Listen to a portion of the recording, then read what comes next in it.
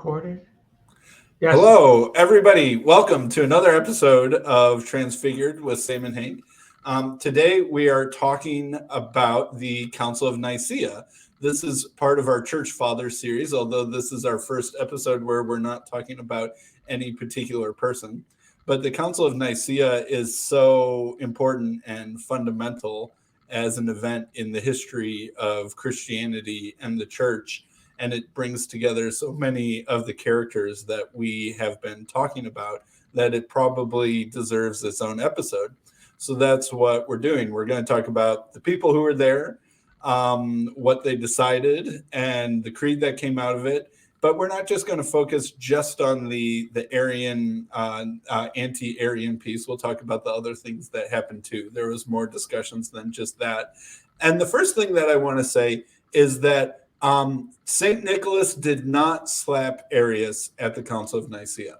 You might be seeing memes going around this time of year where St. Nicholas, the person who gets turned into Santa Claus, slaps the heretic Arius. There is no historical evidence that that happened at the Council of Nicaea. So if that's all you came in to listen for, you can be satisfied. But if you want more detail than that, we can get going.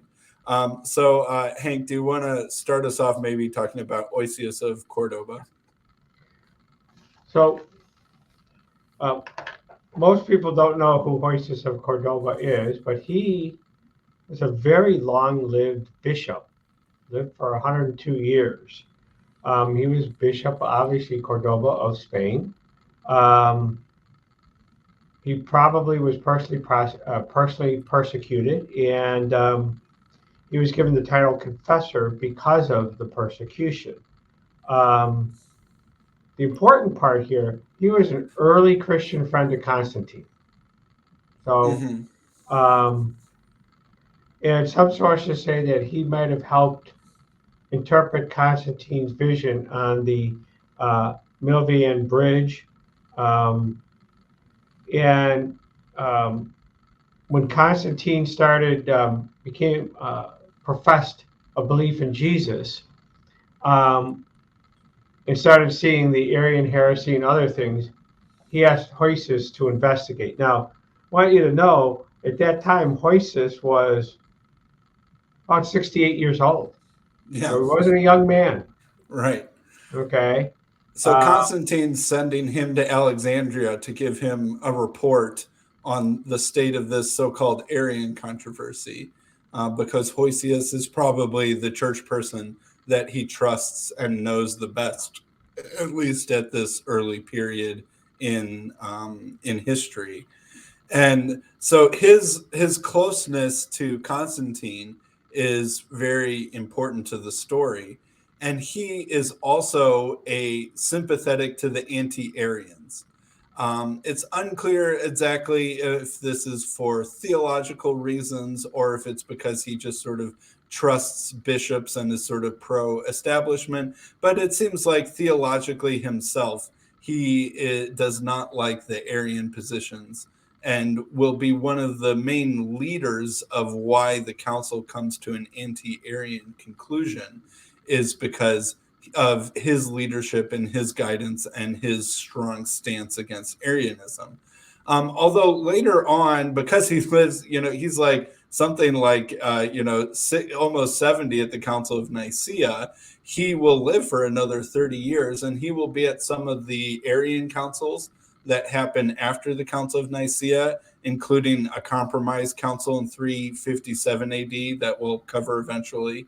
And so he is willing to compromise with Arians later in his life, but at the Council of Nicaea, it seems like he's leading in an anti-Arian direction. And because of his prominence, that I think helps drive the direction of the council. Go ahead. And he, in the Council of Antioch, he kicked out the council, excommunicated Eusebius of Caesarea. Right. So in like the couple months right before the Council of Nicaea, there was sort of a mini council to deal with some of the Arian supporters. We talked about this when we did the biography of Eusebius. and Eusebius gets excommunicated. Eusebius of Caesarea gets excommunicated by this mini council, and that was led by Hosius of Cordoba. So Hosius and Eusebius might have had some bad blood coming into the Council of Nicaea, because that was only a couple months right before. Right. Which is interesting because, of course, Eusebius at the Council of Nicaea, and we could talk about him for a brief moment because we've spent quite a bit of time on him. He basically intimates an Arian position, loses at the Council of Nicaea and says, no, when he goes back, I'm all on board on this. Right. Okay. So, and of course, as we've discussed before, becomes the great biographer and almost press secretary for Constantine. Yeah, or hagiographer / propagandist is almost the right word for Eusebius of Caesarea's level of pro-Constantine. Yes. But yeah, we have a whole episode on Eusebius, so people can go back and watch that. But it's notable that when Arius first started getting in trouble with his own bishop in Alexandria in about 320 AD, one of the first people that Arius reaches out to is Eusebius of Caesarea. And he actually flees to Eusebius of Caesarea when things start getting really hairy. And there's starting to be violence in the streets and stuff like that. He takes refuge in Caesarea. So Eusebius is out and out as a pro-Arian supporter, but yet nevertheless, Constantine invites him to give sort of the opening address at the Council of Nicaea. So Constantine's motivations are probably not to be either too Arian or too anti-Arian, but to kind of show respect for both sides and hopefully lead to a peaceful and unity-granting resolution at the council. So he's kind of giving favors to both sides. So even though Eusebius had been excommunicated 3 or 4 months right before the council, Constantine invites him to give the opening address. So Eusebius wasn't very politically tactful. He was more of a scholar and a historian than he was a tactician. But he does come home from the council, even though he had been a notable Arian or an Arius supporter, saying, actually, this creed just says what we've been saying all along, and there's nothing to worry about it. So it goes to show that even though this council will come to an anti-Arian conclusion in its creed, many of the Arian supporters actually are on board with the council, either because they're too scared to say no, or because they want to get along, or because they can weasel their way around the words of the creed to actually have it mean what they want it to mean anyway. Right.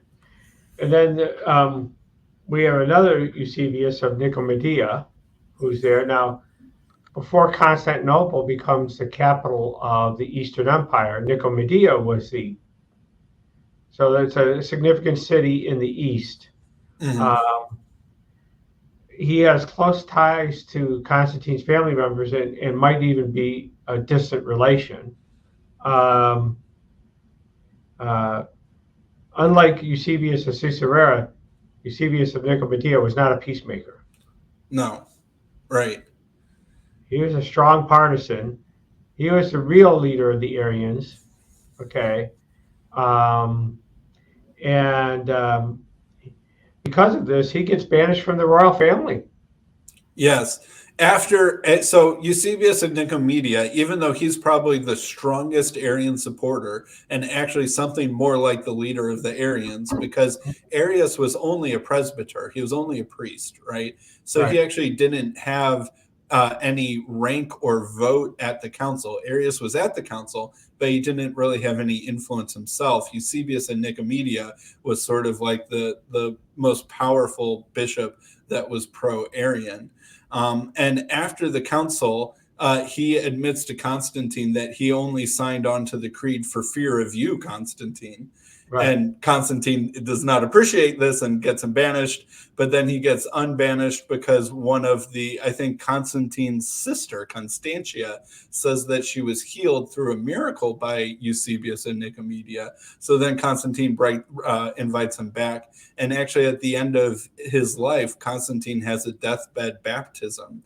And the person who officiates the deathbed baptism is Eusebius of Nicomedia, the staunch Arian.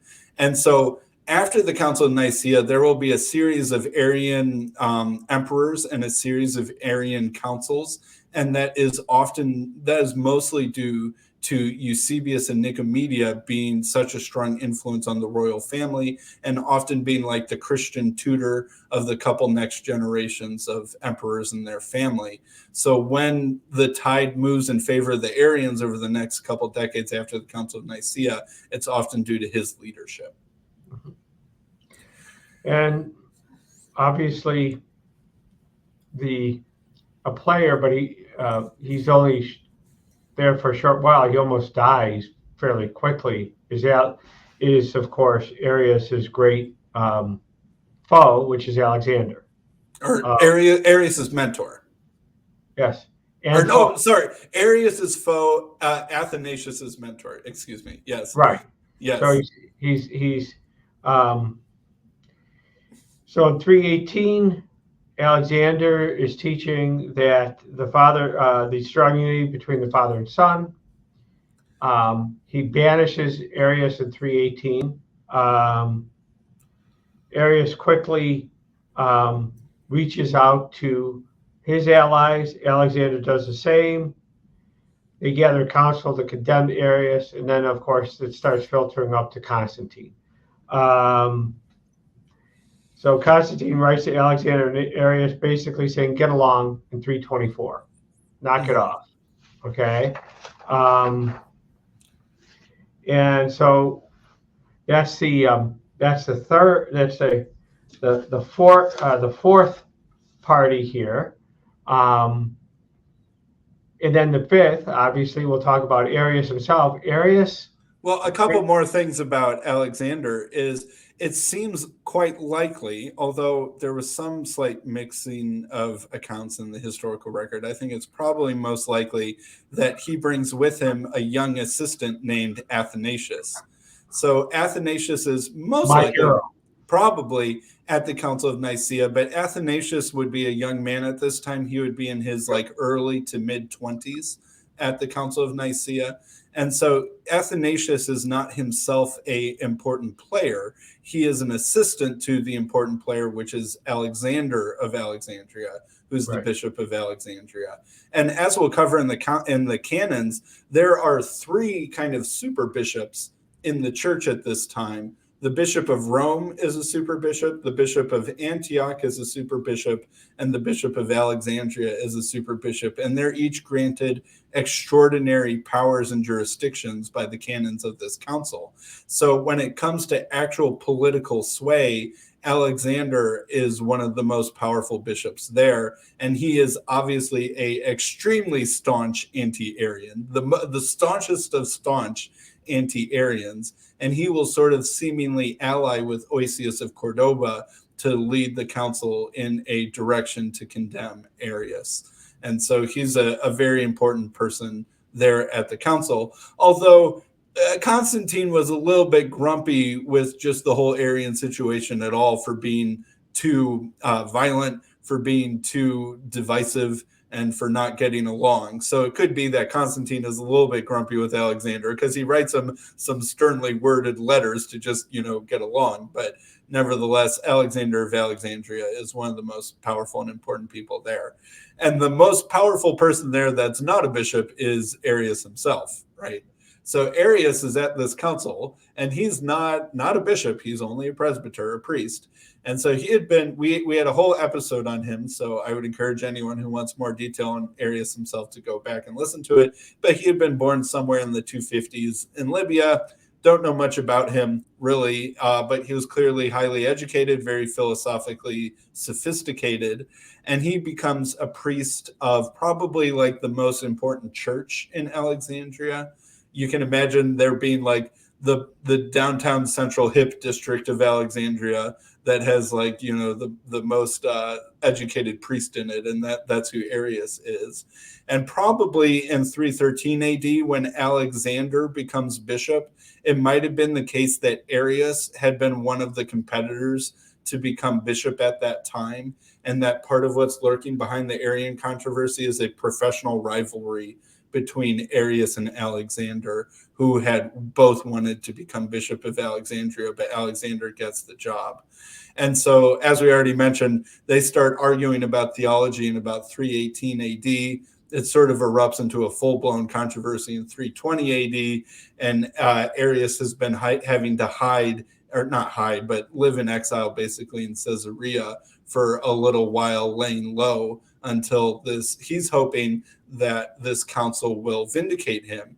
Because previously, Constantine had sent a letter to Alexandria saying, hey, this Arius guy seems okay to me, you know, and readmit him, stop arguing about all this nonsense. So Arius might have a reasonable hope that that could be the resolution of this council, is that they produce a creed that's agreeable to him, and then he is ordered to be readmitted to his communion back at his church, and then he gets his job back. That's probably what Arius is hoping for. He's not hoping probably to have his opposite side get excommunicated. He's probably just hoping to get unexcommunicated at the council. And then do you want to talk about the big man himself, the man in purple, Constantine? Yeah, I think we've talked about Constantine before. He is an underrated presence at the Council of Nicaea. I sort of compare him, if you have the President of the United States at a council, I don't care who's doing all the talking. At the end of the day, the President of the United States is going to have he will have a say. Mm-hmm. Okay. And I think we forget that Constantine did have a say. We have a term called consubstantial with the Father that we talked about before. He's looking for unity. Okay. He wants this council to be, I think the thing he wants out of this council, quite frankly, is can we all just get along? Mm-hmm. I've got an empire to manage, and one of the reasons I probably became a Christian was I found that Christianity would help me manage this empire a lot better. And you're not helping me here. Right. We actually have a quote from Constantine that basically explains his motivation for the council. I'll read that quote. My design then was first to bring the various beliefs formed by all nations about God to a condition of settled uniformity. Secondly, I hope to restore to health the civil liberties of the empire, then suffering under the malignant power of an angry tyrant. Keeping these objects in view, I sought to accomplish the one by thought, which is hidden from the eye, while the other I tried to rectify by the power of military authority. For I was aware that if I should succeed in establishing, according to my hopes, a common harmony of sentiment among all the servants of God, the general course of affairs would also experience a change corresponding to the pious desires of all. So basically what he's saying is, I want to get the church into a state of settled uniformity. He's not doing this with force. He's doing this with conversation, with dialogue, and with a strong belief that in the right conditions, the truth will prevail, that people will come to the right decisions, and that this council will be a means of unifying the pious members of Christianity, right, the leaders of the church, and that will then spread to his empire and inaugurate a new era of religious conformity. And he is bringing an end to persecution. When he talks about the angry tyrant, he's talking about Licinius, who had been his main rival before he beat Licinius in a battle. So the Emperor Constantine unites the empire finally in 324 AD, by beating his rival and his rival's main assistant in a battle in 324. In 325, so at this battle, Licinius agrees to surrender if Constantine will promise him safety. And so Constantine promises Licinius and his assistant safety, and in Thessalonica.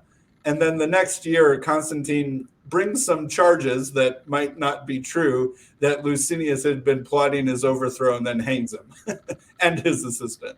So the promise of safety only lasted about 1 year. So Constantine, even though he's organizing this Council of Nicaea, the same year he organizes the Council of Nicaea, he probably brings about perhaps false charges against his former rival to get him hanged. And even like the next year, he kills his son, who I think was even like his stepson, or I forget the relation, but he had some family relation to his son, and kills him. So, he does the thing that all emperors have to do when they get in charge, is make sure there's no rivals, and do it, quietly, slowly, and, not try and draw too much attention to that being what you're doing. So that's happening in the background. So when he talks about not using force, not using the force of an angry tyrant, Licinius had ushered in the last persecution of Christianity. So we know that Constantine issued the Edict of Milan in 313 AD, which sort of made Christianity an accepted religion. But Constantine really only had power at that point in the western part of the empire. Licinius was in charge of the eastern part. And so Licinius still has one last persecution in the eastern part of the empire right before Constantine beats him. So some of the things that they deal with at the Council of Nicaea is some of the people who had lapsed under persecution under Licinius's persecution the year before, or the couple years before the council. So when he's talking about the evil tyrant who used persecution, that's who he means. And so he brought him to an end in more ways than one. So Constantine was just a very good practitioner of hardball politics. Constantine is an amazing, on the one hand, he believes in the freedom of conscience. He believes that people, if they're allowed the chance to seek after the truth, that the truth will prevail, and that it is immoral and wrong to use force to try and change people's minds. But it's not immoral or wrong to use force to end people's lives if they're a political rival. Unity will be achieved. Unity of mind is achieved through freedom and through speaking. Unity of empire is achieved through brute military force, right? And he is perfectly fine using both of those things in their appropriate contexts. That's the kind of man he was. Makes him to be a very complicated character. Yeah. All right. So let's see here. Let's now, before we talk about the creed, or before we talk about Arius, let's talk about some of the things that they actually decided at the council, because when we talk about the council in modern day, we almost exclusively focus on the Arian controversy, but that was by no means all that they had to talk about. They had a lot of business to cover. So the first canon, the first thing that the Council of Nicaea decides is that people who make themselves eunuchs cannot become bishops. I'm not sure if most people are aware of that, but that was the first thing decided at the Council of Nicaea. The most urgent and pressing piece of business was eunuchs. But if you are a eunuch for a medical reason, or a eunuch not by choice, as if someone else had made you a eunuch, you're allowed to become a bishop. But if you had eunicized yourself, you're not allowed to become a bishop. And at this point, you're actually allowed to be married, I believe, and be a bishop. The rules that would enforce clerical celibacy, either at the level of presbyter or bishop, have not yet been enforced. But you can still see that there is this ideal of celibacy that is held up as what probably a bishop should be. But you can't be celibate by force. You have to be celibate by voluntary self-control and will. And so that's sort of what's going on here. Although, making yourself a eunuch is becoming popular again for some reason. So, boy. Yeah. So that might become more relevant again than it's been for a long time. Second canon is basically you can't rush ordinations, right? People have to have been a Christian for a while before they can become a bishop. This had probably been more of a problem under times of persecution, right? If during persecution your bishop gets executed, then you need to appoint someone quickly, and you might not have good candidates, so you kind of rush someone into the office. This basically says there needs to be a certain amount of time of someone having been baptized before they can be a presbyter or a bishop. Actually, it was a problem in part of the issue of the Reformation was you would have the king would have two sons or a prince. Well, the first son is going to get the kingdom. What do we do about the second son? And so they'd rush an ordination. So the second son would become a priest one day, and the next day he'd become a bishop. Yeah. So right there, what you were seeing in the church is they were breaking this canon at Nicaea, which was no rushing. Why was that? For discernment. Is this person the right person to be a bishop? Right. And actually, I think that's a fine idea. That seems fine to me too. I don't object with that one. Number 3, male church officials cannot live with female versions except if they're their own family members. So basically, you can't be a presbyter or a bishop and in your same house have nuns that live under your same roof unless they're like your sister, your mother, or your aunt or something like that.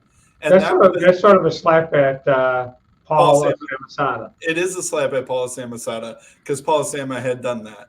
And that was one of the accusations against him, is that, hey, that looks a little suspicious if, the bishop is living with the nuns.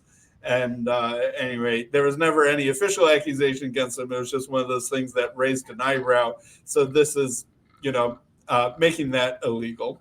All right. And then number 4, you need at least 3 bishops from the province to ordain a new bishop, right? So that's, again, making sure that people become bishop through a good, proper means, right? You can't rush someone into the office of bishop, and you need to have at least 3 other bishops there to ordain a new bishop. So just kind of streamlining and making official some of these things. Number 5, excommunicated persons can't be readmitted elsewhere, right? So if you get excommunicated in one jurisdiction, you can't just leave and go to a different jurisdiction and be readmitted to communion. Excommunications need to be respected throughout the whole church. And this is a slap against Arius. And what happened with Origen 100 years earlier. Right, yes. So this is, you can definitely imagine Alexander of Alexandria being the one who is the driving force behind that canon. Hey, I excommunicated Arius, and Eusebius over there just let him right into his church with open arms. You can't do that sort of thing. You have to respect my authority. He's my priest. If I excommunicate him, you all have to listen to that. So you can imagine that that's exactly where that canon is coming from. And so you can kind of also see a general theme that a lot of these canons are trying to unite the empire, and instead of there being completely separate churches with completely separate rules and completely separate operating procedures all over the empire, unifying the thing and making sure that they're all working in coordination and concert with each other instead of being independent fiefdoms, basically, right? That's a common theme for a lot of the canons. All right, number 6, there are 3 super bishops: the Bishop of Rome, the Bishop of Alexandria, and the Bishop of Antioch. And these bishops have jurisdiction over the bishops in their area. Although one thing that should be noted is while Rome is given a super bishop, the Roman bishop does not have authority over the Bishop of Alexandria or over the Bishop of Antioch. They are at the same level. So is there a pope? Kind of, but not in the same supreme position that the Pope enjoys now. Revelation continues to unfold. Well, I mean, what's interesting and sad is that all 3 of these bishops are now not in communion with each other, right? The Egyptian church, the Coptic church, will get excommunicated at the Council of Chalcedon, right? And they are still out of communion with either the Eastern Orthodox or the Roman Catholics. And then, of course, the Great Schism between the Eastern Orthodox and the Latin Church will happen 1,000 years later, or well, 700 years after this council. And so neither Rome nor Alexandria nor Antioch are in communion with each other anymore, but they're still important bishoprics. So Rome is in charge of its own territories, I guess, still. But at this point in time, Rome was all important, but roads lead to Rome. Yeah, we'll tell that to the Egyptians. All right. So number 7, the Bishop of Jerusalem gets special mention as having the next place of honor after these 3 bishops, but he doesn't have a lot of important role because Jerusalem had been kind of more or less destroyed by the Romans after the Bar Kokhba revolt in the 130s. So Jerusalem does not have a very large population, unlike the other 3 cities that are almost like 1 million people apiece. Jerusalem might be like 10,000 people or something like that. But still, the historical memory of the importance of the Bishop of Jerusalem, going back to the early days of the church, it's given a nod to that historical importance, but it doesn't have the same power as the 3 super bishops. So that's basically what Canon number 7 says. It does tell you something even about the very early church, right? History was very important to the early church, which I find interesting, at least in the United States of America, that part of the church has no idea. That's why we're here, Sam. We have to give the Protestant church in America the history that it so well deserves. Yeah, and to remind it that the Bishop of Rome doesn't have authority over the whole kit and caboodle. But actually, hey, I bet a lot of my American dispensationalist friends would be perfectly happy if the Bishop of Jerusalem were in charge. They would probably like that. So, all right, number 8. Another heresy. Members of the Novatian Schism can join the Catholic Church, and they do call themselves the Catholic and Apostolic Church, right? When in the Council of Nicaea, when they refer to themselves, they call themselves the Catholic and Apostolic Church. So it is not anachronistic to call it the Catholic Church at this point. Catholic obviously comes from the Greek word that means universal, right? So we could call them the Universalists, right? Or is that, no, that's not what, that word means something else nowadays. But anyway, when I'm saying the Catholic Church, but thankfully we're not Unitarians or Universalists. Well, we'll get to the creed in a second, and it looks almost Unitarian to me. Almost. All right. So anyway. You're reaching there, Sam. Go ahead. Members of the Novatian Schism, and we talked about Novatian a couple episodes ago. Novatian was basically a guy who formed a schismatic branch of the Roman Church. There had been a severe persecution, and basically every time after there's a severe persecution, part of the church is like, all right, we need to be gracious and forgiving to the people who lapsed under persecution and let them back in. And then there's some hardliners who had endured the persecution bravely, like, no, we can't let those traitors back into our church. Only people who stood up to the Roman Empire are allowed in our church, right? And basically that happens almost every time there's a severe persecution. Novatianism had been one of those hardline churches that formed in Rome around 250 AD, and it actually had been spreading throughout the empire. You know, you could kind of think of them as almost every church there's like a liberal wing, a conservative wing, and like a fundamentalist wing, right? Almost every church has this. And so you can think of the Novatianists as being like a fundamentalist kind of schism, right? But they did believe basically in what the doctrine of the quote unquote Trinity was at this point in time.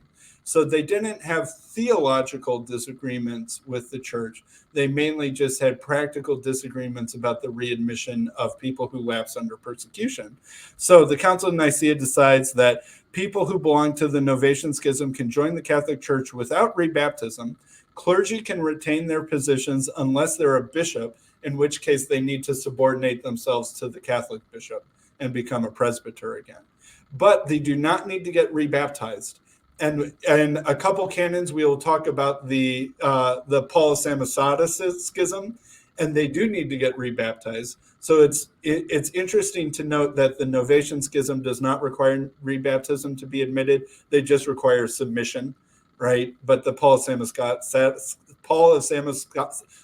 Samosata schism does require rebaptism. We'll get to that in a couple more canons, right? All right. Any clergy that gets re-examined and doesn't meet the above criteria should be removed, blah, blah, blah. 10, any clergy who lapsed shall be deposed. So the Council of Nicaea is actually taking kind of a hard line on lapsed clergy, right? So this is actually an interesting thing, is that other councils before and after will take a softer line on lapsed clergy, but the Council of Nicaea actually takes a pretty hard line on lapsed clergy that they need to be deposed from their office.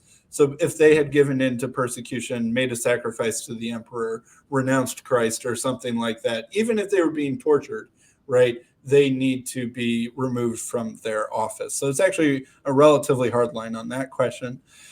Canon 11, laymen who gave into persecution easily, that is not under painful or torturous. If you gave in and you weren't even tortured, right, but you're a lay person, you have to go through a 12-year penance to get readmitted to communion. And that was considered somewhat generous at this time. Also, it should be noted the idea of penance, just Protestants, the idea of penance was perfectly well established by this point in time. It's not like the Council of Nicaea is inventing penance. This was a perfectly regular procedure. So this was not a new thing when they're assigning penance for people to get readmitted to communion. And just to stop there for a second, whatever we think of 12 years of penance, right? We could take a modern day theologian named Dietrich Bonhoeffer who speaks about cheap grace. The church, in its proper teachings, have taught that grace is not cheap. It costs our Lord everything. And if we're basically adhering to a cheap grace theology, God forgives me, I can go back and do what I'm doing, and he'll just forgive me again. I think that the early church speaks very harshly about that. Right, that's true. So inside a church at this time, there would have been sort of like 4 or maybe even 5 layers of hierarchy. There were people who were just listeners, right, who would come and hear the sermon and were just sort of they were kicking the tires of Christianity, as I've heard churches say it before, right? People just inquiring. And then there were catechumens who were going to catechesis class, right, who were learning to be a Christian, but were not yet baptized. Then there were baptized people who were allowed to pray, but they were not participating in communion. Maybe they had some reason why they weren't allowed to participate in communion. So baptized non-communicants. And then there was communicants, right? And then you could maybe even add an extra layer, which would have been like celibate people, like virgins and celibate priests and clergy and stuff like that. So there's this kind of like 4/5-fold hierarchy of how close you were to the church. And so basically what happens to someone who had been in communion who lapsed is they get kicked back down to the first rung of the hierarchy. You have to spend 3 years there or 4 years there, have to spend 4 years at the next layer, have to spend 4 years at the next layer. And that's why it's 12 years, right? So you have to go back up the ladder to get readmitted to communion. Another thing that this shows is they took communion very, very seriously, right? Only very holy people who were in full cooperation and full moral behavior with the church were allowed to take communion. So that was a very sacred high honor in the church at this point in time. And I would also say I don't see much sign of there having been very much child baptism at this point. Baptism, although it's not for the reason that Protestants would give, right? I think that the baptism practices of the church at this period should make both the Catholics and the Protestants a little bit uncomfortable, because Protestants are like, hey, Hank, you gave your altar call last Sunday. Want to get baptized? Oh, great. Yeah, you want to get baptized? Boom, we'll do it right now. Okay, now you can take communion, right? But the church at this time required years of catechesis and then even years of being in the church to prove that you were someone who was worthy to take communion. And if you're taking communion, you're held to a very high moral standard, right? And so there's this, it's just hardcore. I don't know how else to say it, but the church had a very hardcore structure at this point in time. And you can see that reflected in these canons at the Council of Nicaea. Well, and you still see, right? I mean, if you want to become, if you're an adult and you want to become a Catholic, your catechesis is a year. Okay. Yeah. Which in the West is a long time. Right. Okay. It's whereas a pastor friend of mine once said, who was from the South, he goes, everybody in the South has a Jesus moment. They say, I see Jesus, they get dunked. Right. Okay. Maybe even a couple times just to be safe. Right. Just to, for fire insurance purposes. Right. So the early church would have looked at something like that and said, whoa, slow down there. Okay. Yeah.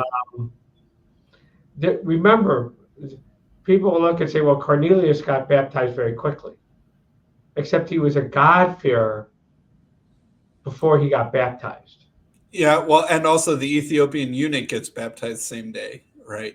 So in the book of Acts, there, I think, are even more than a couple examples of that, of people who seek to go from, I believe in Jesus, to getting baptized immediately to receiving the Holy Spirit, right?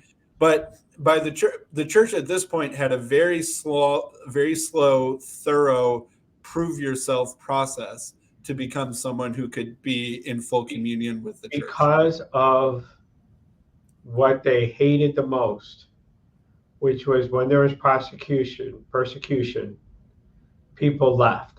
That's why you have these penance, right? Yeah. Okay. And then what, penance for left? Well, no, where are we at? Christians. Number 12.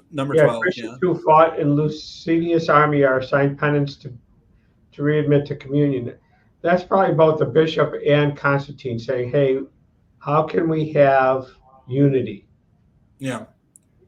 And what's also interesting is that this sort of condemns Christians who fight in the army, which is weird because one of the tensions, early Christianity up until this point had placed a very high level on pacifism. And that we've seen this come up multiple times, especially in Tertullian and other authors that we've looked at, that the Christians were not allowed to fight in the army. And like there was some debate, okay, well, what if you're the sort of soldier who's basically just a glorified security guard and that's your day job and you don't go around killing people, you're in the army, but you're really just like stationed at the library or something, right? Could such a person be a Christian? And some people were like, no. And some people were like, well, yeah, that's fine. And because the line between security guard and police officer and member of the army was not distinct like it is in our day. And so some soldiers weren't out there fighting on the front lines. And so some Christians are like, hey, well, if you don't actually fight for a living, you can be a Christian. And some are like, no, if you're in the army at all, you can't be a Christian, right? And so they had a very high emphasis on pacifism. And what's interesting is you can still see this at the Council of Nicaea, but this will become uncomfortable for a Christian empire as Christianity becomes a majority or an overwhelming majority of the population, because you'll still need an army. But oftentimes, even in the early part of Christianity, if you were a soldier and you were a Christian and you went and you fought in a war, you would come back and have to do penance before you could be readmitted to communion, because that was like an unclean activity. So there's a big difference between, pre-empirical Christianity, no violence, early empirical Christianity, violence, but it's bad. And then by the time we get to the Crusades, fighting a crusade is an act of indulgence for your family and a way of guaranteeing your faith. And we even have things like the Patriarch of Moscow currently saying, hey, if you go fight in Ukraine, all of your sins will be forgiven and you're assured, a heavenly reward, which is very different than even the status quo at the Council of Nicaea, which still sort of frowns upon violence and views it as something that you need to go through penance to be washed clean of. Maybe Luke can help us understand the Patriarch of Moscow's position. Yeah. Oh, I'm sorry. All right. Number 13. Yep. If someone is not in communion and is about to die, they can be given communion as a last rite. So imagine if you're one of the people who's been baptized and you're a prayer but not a communicant. If you're on your deathbed, you can be given communion as a last rite. But if a person revives, then they have to go back to being just a prayer person. Right? It's not like if they hadn't earned communion and they're on their deathbed and they get given this exceptional last rite, but then they get better, they're in communion. No, they have to go back to the previous status that they were in, right? All of this being more evidence of what I said. They took communion extremely, extremely seriously. Right. Yeah. All right. So if you're a catechumen who lapses, right? If you're a catechumen who gave in to persecution, you have to get 3 years of penance, right? You go down to the next level, right? Which is a hearer. So if you were in catechesis and you lapse during persecution, boom, you're knocked down to the lower rung of being a hearer again. You have to be there for 3 years before you can start your catechesis again, right? Again, they take this all very seriously. All right. A priest cannot move around from city to city. Again, this is criticizing Arius, right, who had moved from Alexandria to Caesarea. And clergy can't move from church to church without approval of their bishop. Which still is in effect today. Right. So a priest in the Joliet diocese where I belong, right? I say, this Wheaton gig has been really good, but I want to head to Hinsdale where the real money is. Okay. The bishop calls the shots on who serves where. Right. Clergy cannot loan money at interest, so no usury among the clergy. Yeah, that's a bad thing the Calvinists brought in.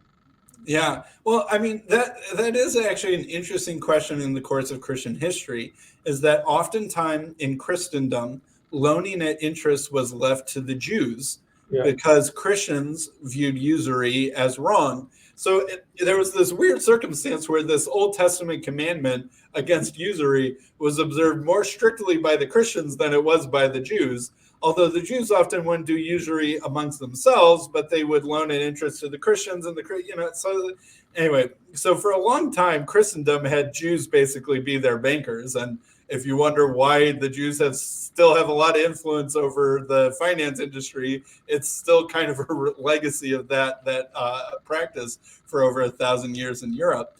But during the Reformation, Calvin will say, actually, that's not true anymore. We can loan at interest, and that helps kickstart capitalism in Europe and sort of starts the marriage between Protestantism and capitalism. That's been a pretty effective marriage for the last 500 years. And created the modern day Swiss bank system.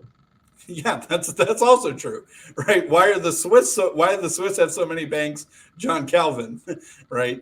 Anyway, and you can see the origins of a lot of these things back here at the Council of Nicaea that will be continued questions for a long time.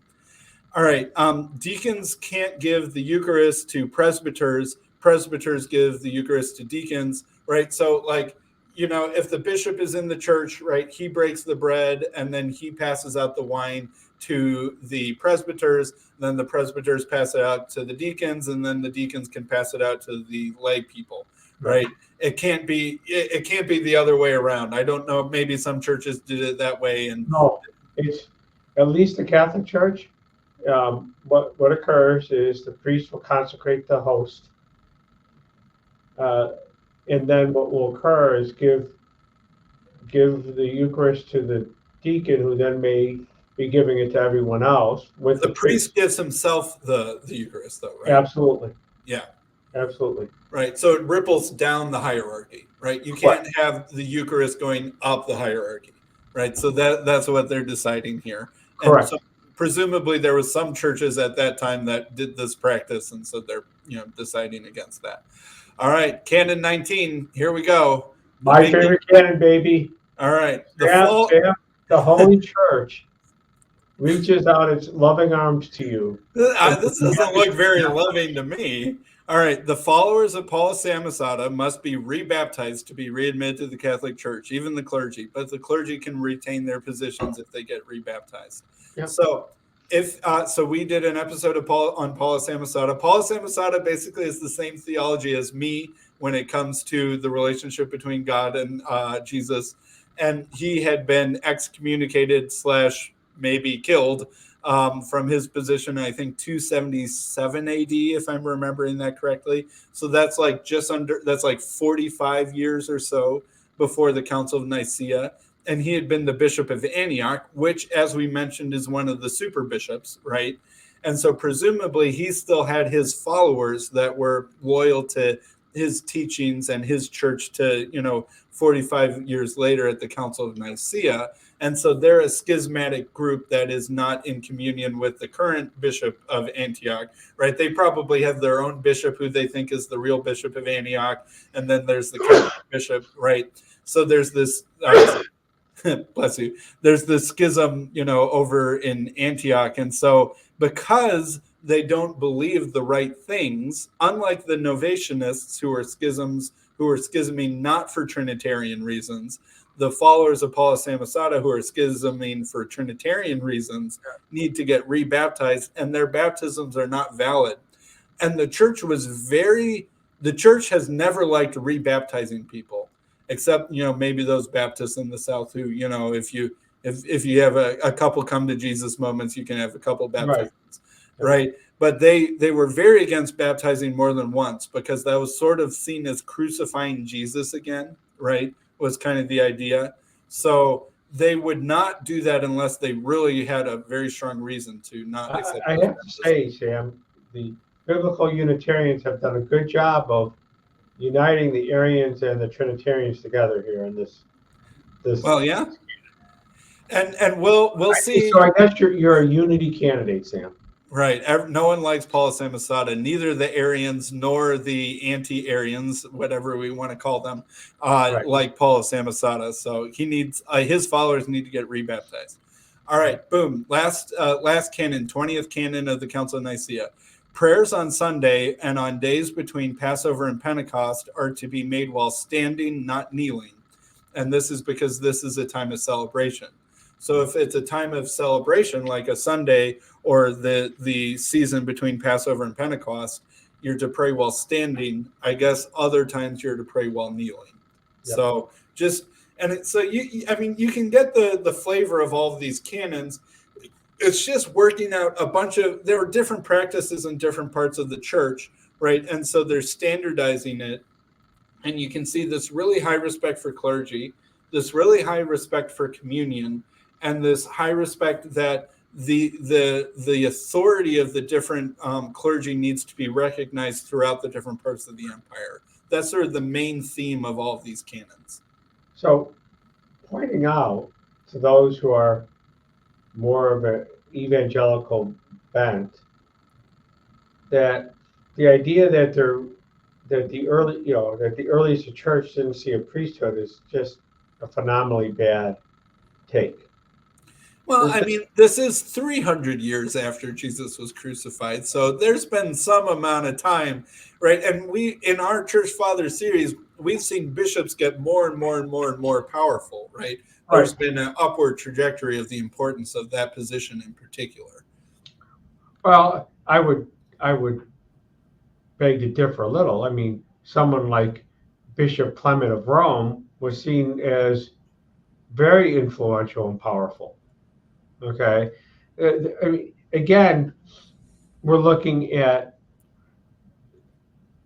Clement of Rome and others who were presbyters, priests, and bishops, right? They were there right from the beginning. Now, why they're not as quote unquote powerful, right? It's because the flocks that they're leading are disparate and small. But the church, think of it this way. I'm going to use an evangelical church. You have a small church in Gibson City, Illinois, right?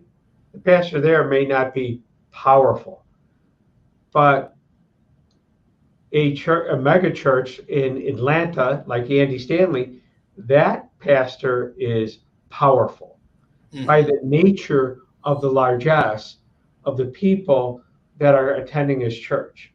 So it would make sense that the Bishop of Rome, the Bishop of Antioch, and the Bishop of Alexandria are seen as more powerful because they are leading a hierarchy that is substantial, right? It'd be like, Jamie Dimon is far more powerful than I am. We're both presidents of companies.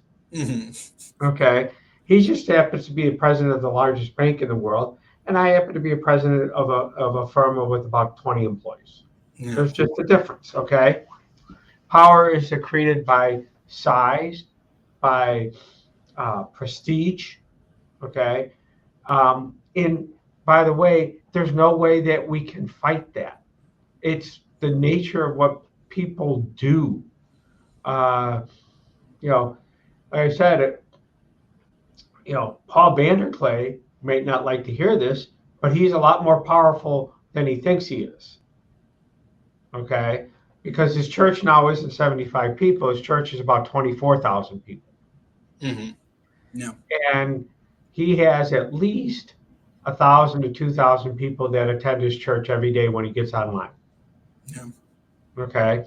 And I think the reason I bring this out is to say that you are going this hierarchy is natural. It's unavoidable. Yeah. Well, Jesus himself created a hierarchy right away. He picked 12 apostles. He had disciples, but the apostles had a higher status, right? Of those apostles, he picked one. He said, "You're going to be the rock I build my church on." So Peter had a higher, and by the way, we even see this in Acts. Where does Paul go when he wants to make sure he's in good with the church? He goes to Jerusalem to talk to those who would be pillars. Correct. Okay. So the hierarchy started right from the beginning. And Paul himself is picking people to be pastors. We see that with Timothy. Okay. These are people that he is mentoring to replace him, and he's exhorting them and he's encouraging them. And so I think that the idea that there's no hierarchy is a Protestant misconception. There's always a hierarchy, and Protestants themselves have the hierarchy, even if they don't admit it. It's right there in front of you. Except the Quakers, they're pretty good about it. They took that to its logical conclusion. Right. Okay. How many people want to be Quakers? I mean, a lot of people on the East Coast like sending their kids to a Quaker school, but who's the most famous Quaker ever? William Penn. Richard Milhouse Nixon. Oh, I got that wrong. I might still say William Penn, but I see your point.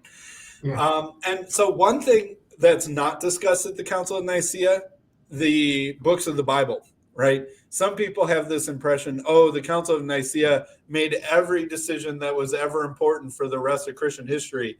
No, we just got, those were the decisions that they made. We've got two more topics to cover, which is the creed and the date of Easter. But those canons, those 20 canons were basically all of the rules that they made. There was no discussion, as far as we know, about which books should be and which books should not be in the Bible. There were those discussions going on at the time, right? Eusebius talks about that quite a bit in his writings. So even one of the people at the council spent a lot of time talking about which books should be and not be in the council. Athanasius has his opinions about which books should and not be in the canon, but they didn't discuss it at this council, as far as we can tell. There's not a word written that suggests that they even brought it up.